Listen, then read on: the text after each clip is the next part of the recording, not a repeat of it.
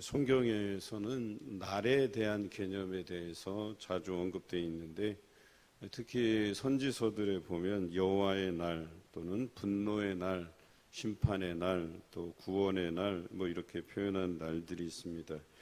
오늘 베드로후서에도 이 3장은 날에 대한 개념을 설명하고 있습니다. 특히 하나님께서 정하신 날이 이르는데 그 날이 곧 예수님께서 재림하실 날이라고 이야기하는 것이죠. 그리고 이것은 믿는 자들에게는 구원의 날이 되겠지만 믿지 않는 사람들에게는 심판의 날이 될 것이다, 이렇게 이야기하고 있습니다.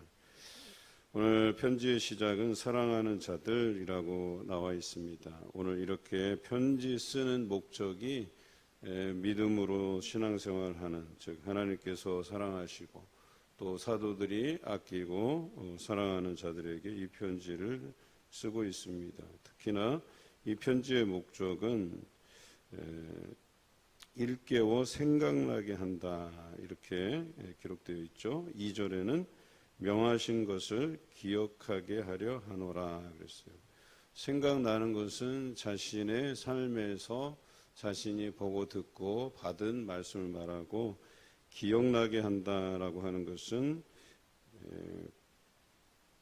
선지자들이 예언한 것 또는 사도들을 통하여서 주신 말씀, 이것은 이제 전에 들었다 이렇게 구분하고 있는데, 제가 볼 때는 그렇게 구분해서 꼭 생각할 필요는 없고, 옛적 구약에서는 선지자를 통해서 우리에게 말씀하신 것들을 생각나고 기억하게 하려는 것과, 또 사도들 신약에서는 예수님께로부터 가르쳐진 말씀, 또 받은 말씀들을 사도들이 그것을 많은 사람들에게 전하였는데, 그것들이 생각나고 기억나게 하려 합니다 그랬어요.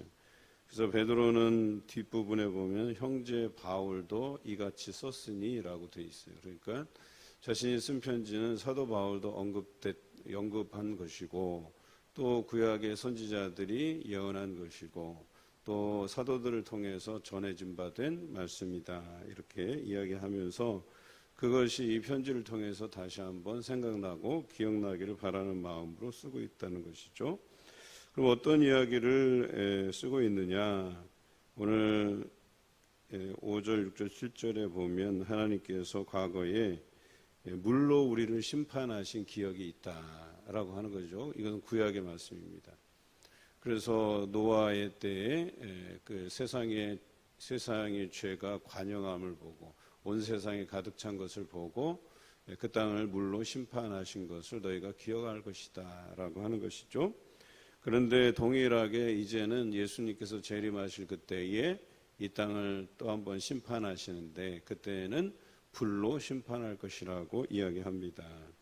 그래서 7절에 이제 하늘과 땅은 그 동일한 말씀으로 불사르기 위하여 보호하신 바 되어 경건하지 아니한 사람들의 심판과 멸망의 날까지 보존하여 두신 것이니라 그랬어요.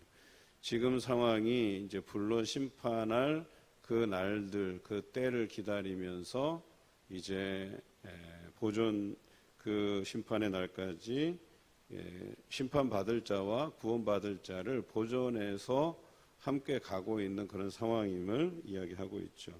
그런데 이 사랑하는 자들, 이 믿음을 가지고 견디는 자들에게 기억될 것은 죽게는 하루가 천년 같고 천년이 하루 같다는 이 한 가지를 잊지 말라는 거예요. 다시 말해서 심판의 날이 그렇게 멀리 있다고 생각하지 말라는 거예요. 언제라도 우리 곁에 이 심판의 날이 다가올 수 있음을 기억하라고 이야기하는 것이죠. 그런데 아직까지 우리가 더디 온다고 생각하는 것은 9절에 나와 있는 것처럼 하나님께서 오래 참으셔서 아무도 멸망하지 않게 하시기 위해서, 모두가 다 회개하기에 이르게 하시기 위해서 이것을 더디 오는 것처럼, 그때 당시 용어로 하면 지연된 종말 사상이에요. 그러니까 곧 온다고, 바로 오신다고 예수님께서 승천하셨는데 곧 온다고 하는 날들이 지금 계속 지연되고 있는 거거든요. 그렇게 하는 이유는 오래 참으셔서 멸망하지 않고 모든 사람이 하기에 이르기를 원하시기 때문에 그렇다라고 쓰고 있습니다. 그런데 중요한 것은 죽게는 하루가 천년 같고 천년이 하루 같은 이 사실을 잊지 말라고 하는 이유가 있는 거예요. 우리는 더디다고 지연된 것 같다고 라고 생각하지만 그렇지 않다는 거예요.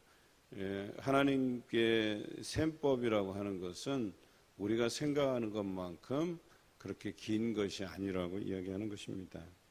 자, 그렇다면 하나님의 날, 예수님께서 재림하실 그 심판의 날이 어떤 특징을 가지느냐? 죄송합니다. 10절에 이렇게 나와 있죠. 주의 날이 도둑같이 온다 그랬어요. 그러니까 도둑같이 온다라고 하는 것은 언제 들이닥칠지 모른다라고 하는 것이죠. 그런데 우리가 살아가는 방식은 내일이 반드시 온다고 생각하고 살아가요. 그러니까 늘상 우리에게 주어지는 내일이 있다라고 생각하지 내일이 나의 종말이 될 것이다, 나의 인생의 끝날이 될 것이라고 생각하지 않는다는 데 문제가 있는 거예요. 오늘이 마지막이고 내일이 보장되지 않는, 그래서 오늘 하루를 충실히 살아가야 되는데 그냥 내일이 마치 당연하게 오듯이 오늘을 살아간다는 것이죠. 도둑같이 온다라고 하는 것은 주의 날이 당장 내일에 이를 수 있기 때문에 우리가 오늘 하루를 주님 부여잡고 충실히 믿음으로 살아낼 것에 대해서 이야기하는 것입니다. 이것이 주의 날이 도둑같이 온다라는 의미예요. 우리도 마찬가지로 이러한 일들을 생각해야 돼요. 내일이 당연히 오는 것이 아니라 내일의 종말이 될 수도 있다. 내일이 종말이 될 수 있다는 생각을 가지고 살아가야 된다. 이게 종말론적 인생이에요. 그래서 내일이 없는 것처럼 살아가야 돼요. 내일이 곧 종말이 오는 것으로 생각하고 살아가야 된다라고 하는 것이죠. 11절에는 이렇습니다. 그럼 그런 날에 우리가 어떤 사람이 돼야 하는가? 그런 내일이 당장 종말이 이른다고 생각하고 우리는 어떤 사람으로 살아가야 되는가? 거룩한 행실과 경건함으로 살아가라 그랬어요. 이것은 레위기의 말씀처럼 내가 거룩하니 너희도 거룩하라 하신 하나님의 말씀을 따라서 거룩한 행실 또 경건함으로 살아가야 된다라고 하는 것이죠. 거룩한 행실과 경건함으로 살아가는 삶이 무엇이겠습니까? 주신 말씀을 상고하고 묵상하고 기억하고 삶에서 실천하고 또 우리가 기도해야 될 그 기도의 본분을 다하고 또 하나님의 이름을 영광되이 찬양하는 것, 그것 아니고 무엇이 있겠어요? 우리 이런 삶을 날마다 살아갈 것에 대해서 이야기하죠. 12절에는 하나님의 날이 임하기를 바라보고 간절히 사모하라고 되어 있어요. 그러니까 내일이라도 주의 날이 임했으면 좋겠다. 마라나타 주 예수여 어서 오시옵소서라고 하는 그런 신앙을 가지고 살아가야 된다는 거예요. 내일이라도 주의 날이 임했으면 좋겠습니다 라고 생각하고 살으라는 거예요.